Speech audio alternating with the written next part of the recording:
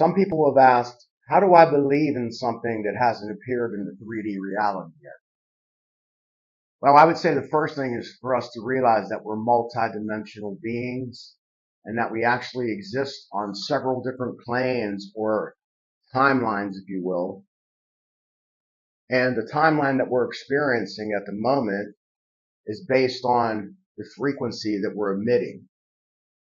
So when we change that frequency or that vibration, our external circumstances will change along with it, whether it's health, wealth, relationships, whatever it is in life. I want to give you a quote from Nikola Tesla right now. I'm going to read it so I don't mess it up. Nikola Tesla stated, if you want to find the secrets of the universe, think in terms of energy, frequency, and vibration. I mean, that's a powerful statement. Until we change our energy, nothing else changes. And our energy is our emotions. Emotions are energy. Thoughts are energy. The sensations in our body, like anxiety, depression, all that is a level of energy, a certain energy that we're emitting. And our reality is going to match whatever that frequency is that we're emitting. So we need to change those things if we want to see circumstances change. E equals mc squared means energy equals mass. And mass is physical objects. And energy creates physical objects. I think sometimes we think it's the opposite, but that's Einstein there. So it's crazy to think that our thoughts and emotions actually create external objects to appear, but they do. Also, it's imperative to understand the essence of God. The fact that He's omnipresent, that they are omnipresent. They're everywhere. They're everything, all the time, always have been. Everything that exists comes from them. That's why we call them source. They are the source of everything. And the energy that God expends or expels is what makes the plants and the animals and us and everything. It's what beats our hearts. It's what makes our lungs breathe. Source is the engine behind everything. We also need to remember that source or God is love, intelligent love that wants to work things out for our good. God wants us to have joy and peace and success and health and longevity.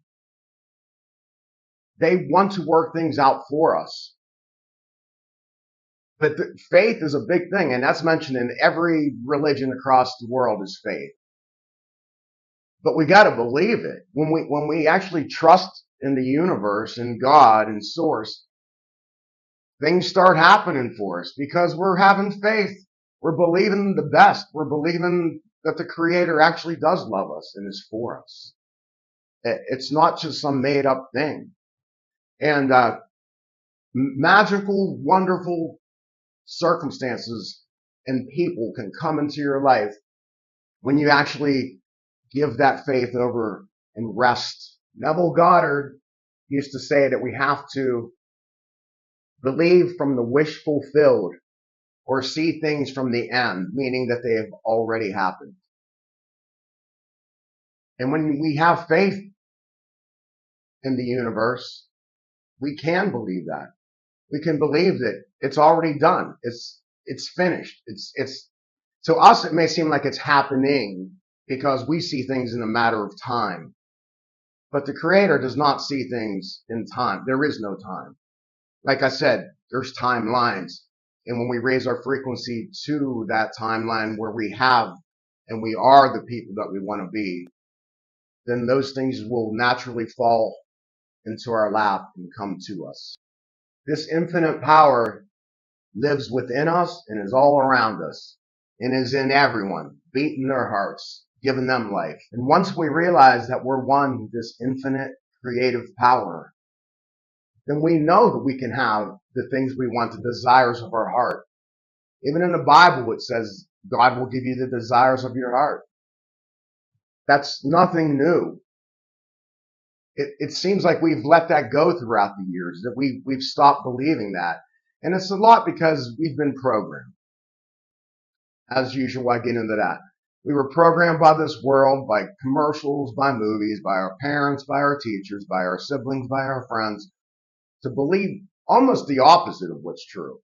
It might not be 100% opposite, but it's very few people knew about this knowledge. It was esoteric. There was a few people, and those people were the ones who were succeeding in this world because they knew this and were putting these beliefs into practice. And now I feel like it's really spreading, and people are waking up for real, and many people are living the life of their dreams because they're implementing these strategies, these thoughts, these beliefs into their life. So when we follow the prompts and the breadcrumbs that are laid out before us by Source, we will walk into that world that we want, into that existence that we've been waiting for. There'll be signs, there'll be people who step in and will lead you to places or give you things that you didn't realize you even needed. There's nothing too difficult for us to overcome. There's nothing that can hold us back except for ourselves, except for our own doubt, our own fears, and our subconscious mind, because our subconscious mind has been programmed. But once you become aware that it is, you can catch those things and you can say, whoa, that's not me. I don't really believe that anymore. I don't want to. Maybe you still do believe it, but once you realize that you're so much bigger than that, you can catch these things and change them. And you might have to live through some difficult times, some uncomfortable moments, because you're going to have to face these thoughts that rise up, these thoughts that create emotions, and these emotions create cravings sometimes, whether it's for porn or drugs or alcohol or gambling or whatever. These things are emotional triggers that make us seek something else out to comfort us, because we don't think that we are the master of our emotions in our minds. But we are. We can control our emotions. Sure, we can feel them, and it may not be great for a few moments, but if you watch them without judgment, watch your thoughts rise up without judgment, feel those emotions, and just release them. And if they're going to linger for a long, long time, then maybe transmute them. You got to feel them to some degree to get rid of them, but you also don't have to linger and exist in that for extended periods. You can rise above it finally and go, all right, I'm done. And then maybe watch a video on YouTube that's going to raise your vibration, or meditate, or just start thinking thoughts and just go, I know this isn't true. I'm done. I'm not going to give this any more attention. But the thing is we have to be aware, because you can't change something if you're not aware of it. And you might be thinking, why would our minds do that? Why would our subconscious minds do that to us? And the answer to that is they want to keep us safe. Our minds want to keep us safe. And the mind thinks the familiar is safe, even if it's the most dangerous thing on earth, like shooting up heroin. Your mind will tell you, yeah, go back and shoot up some heroin. You'll feel peaceful if you do that. Your subconscious mind will actually tell you that, because it thinks you feel safe, because you do feel safe temporarily until you run out, and then you're in withdrawals. But so our minds think familiarity is safety, and that's just not true at all. I mean, it'll tell us anything for us to feel comfortable, because when we feel comfortable, our body thinks, okay, everything's all right now. And if it takes getting drunk or taking drugs or online shopping and spending way more money than you should, or whatever it takes for you to distract yourself to change those emotions, your mind will tell you to do that to escape the uncomfortableness of the feelings and thoughts that are coming up at that moment. Our beliefs are more powerful than any drugs. We're the creators of our lives. We're not some cog in some biological system trapped in these bodies at the mercy of whatever happens to us. We can change things. There are people who had stage 4 cancer who turned it around just by meditation and belief. It's amazing the things we can do. There's all kinds of people. You might just think there's like 4 who did that. There's thousands of people who've done that. And that's just one example. There's people who were broke and homeless who turned their lives around and now are making hundreds of thousands, if not $1 million a year. We're capable of so much more than we give ourselves credit for. And another thing is our environment. Even when we start changing our thoughts, changing our emotions, if we keep going into the same environment and let that affect us in the manner that it has been, it can drag us back to those same thoughts and feelings. So we also have to rise above the environment that we're in. Whether it's work, whether it's a bad home environment, we need to be aware and stop ourselves when we're letting those things drag us down. Take a walk, read a book, leave the room if you're arguing with somebody. It's not even worth it. It's not worth the time to even get all emotionally upset about things like that. Politics, my God, politics. I used to be so involved in watching that.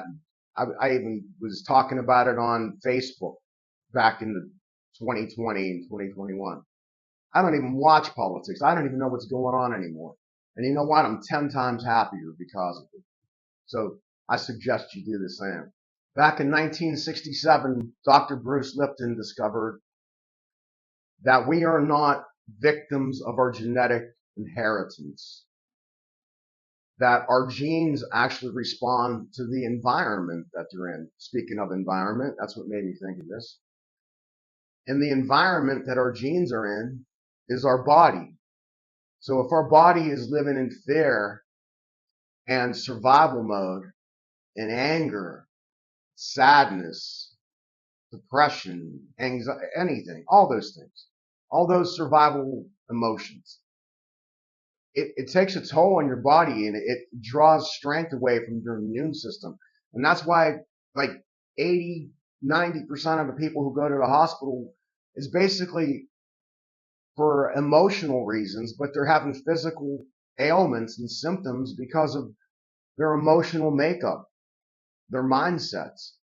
And we need to like realize that, turn that around.